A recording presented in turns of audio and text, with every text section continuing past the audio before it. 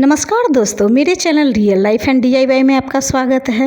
आज की वीडियो में मैं बताऊंगी कि करवा चौथ की पूजा सरल तरीके से कैसे करनी, ये मैं आपको करके दिखा रही हूँ। सबसे पहले ये बता दूं कि करवा चौथ इस बार 2024 में 20 अक्टूबर को पड़ रही है। नए व्रत करने वाले ये व्रत उठा सकते हैं, क्योंकि इस साल खड़मास मलमास कुछ भी नहीं है, इसलिए आप व्रत उठा सकते हैं। अगर आप मिट्टी का कड़वा ले रही हैं तो हर साल नए खरीदने चाहिए। अगर पीतल के हैं तो आप उसे धोकर फिर से यूज कर सकते हैं। चंद्र दर्शन के लिए जो छलनी आपने खरीदा उसे भी पूजा में जरूर रखें। आप पूजा करने से पहले 16 श्रृंगार कर लें। सारे श्रृंगार अच्छी तरह से कर ले। अपने शादी के सिंघोड़े से सिंदूर कर लें, साथ में शादी वाली चुनरी भी ओढ़ लें। करवा चौथ के एक दिन पहले यानी नहाए खाए के दिन आप मेहंदी भी हाथों में लगा लें। दाहिने हाथ में सोने की अंगूठी जरूर पहने। अगर सोने की अंगूठी ना हो तो कुश की समिधा बनाकर ही पहन ले। पूजा के लिए सबसे पहले चौक पुरकर एक चौकी लगा ले। चौकी पर लाल या पीले रंग के आसन बिछाएं। सभी पूजा में चावल का महत्व होता है, लेकिन करवा चौथ की पूजा में गेहूं का महत्व होता है, इसलिए गेहूं का आसन देकर करवा माता की फोटो की स्थापना करें। गेहूं से अष्टदल कमल बनाकर या फिर सिर्फ इसी तरह गेहूं रखकर उसके ऊपर आप कड़वा रख लें।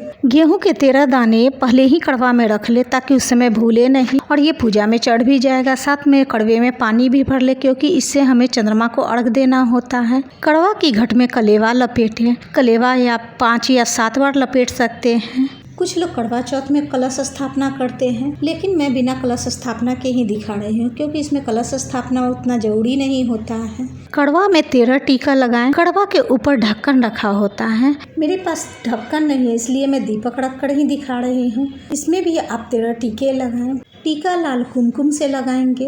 चावल या गेहूं के आसन देकर दीपक जलाएंगे। दीपक घी के ही जलाएं। किसी भी पूजा को करने से पहले आप दीपक जला ले, क्योंकि दीपक पूजा का साक्षी होता है। दीपक जलाने के बाद ही हम पूजा शुरू करेंगे।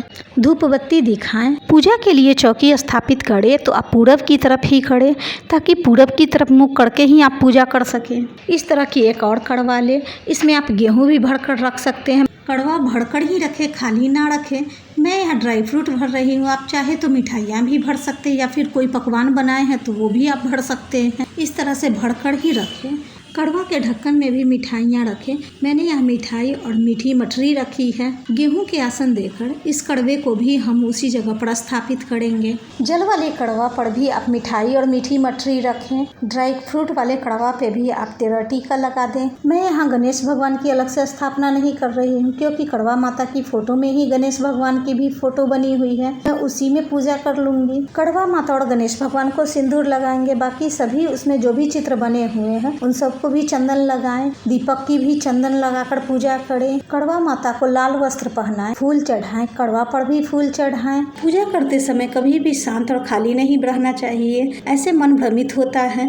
इसलिए आप कड़वा माता के गीत गाएं, अखंड सौभाग्य की कामना करें। पान सुपारी लौंग इलायची कड़वा माता को चढ़ाएंगे। मिठाइयाँ, मठरी, ड्राई फ्रूट, बतासा, ऋतु फल जो भी आपने प्रसाद के लिए रखा है वो सब चढ़ाएं। बतासा सफेद मिठाई होती है। बतासा से हम चंद्र पूजन भी करेंगे। मुझे बताशे का कड़वा नहीं मिला है, इसलिए मैं नहीं दिखा रही हूँ। एक बताशे का कड़वा माता पार्वती के लिए यानी कड़वा माता के लिए रखा जाता है। कड़वा माता को 16 श्रृंगार का सामान चढ़ाएं। सास के लिए भी जो बायना निकाला है वो भी आप रख सकते हैं पूजा के जगह पर। मैं यहाँ रखकर नहीं दिखा रही हूँ, सिर्फ श्रृंगार का सामान माता को चढ़ाने वाला दिखा रही हूँ। करवा चौथ व्रत की पुस्तक भी रखें, इनकी भी पूजा करें।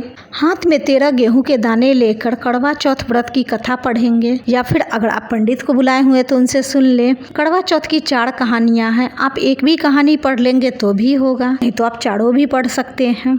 मैं यहाँ कथा सुने हुए गेहूं के दाने माता के पास छोड़ दूंगी। आप चाहे तो जल वाले कड़वे में पहले से गेहूं का दाना न रखकर कथा सुने गेहूं के दाने को आंचल में बांध ले और चंद्रदेव को अर्घ देने के समय कड़वे में डाल ले। लेकिन मैं भूल जाऊंगी, इसलिए पहले ही डालकर चढ़ा देती हूँ। कथा के बाद हम आरती करेंगे। उसके बाद हम माता को प्रणाम करेंगे। प्रणाम करने के बाद माता से सुहाग लेंगे। पति की लंबी उम्र की कामना करेंगे।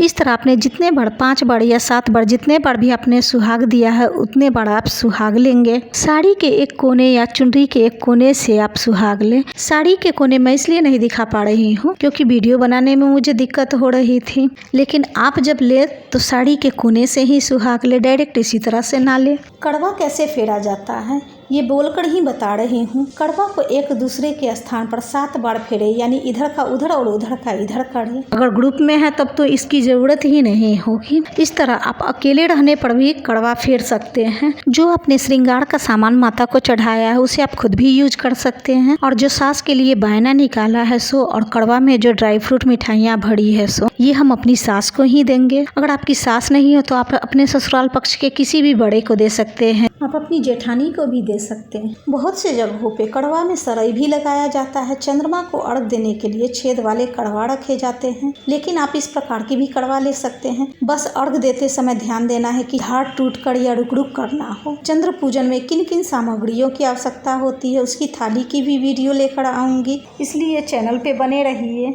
लाइक शेयर सब्सक्राइब करें। मिलती हैं अगली वीडियो में।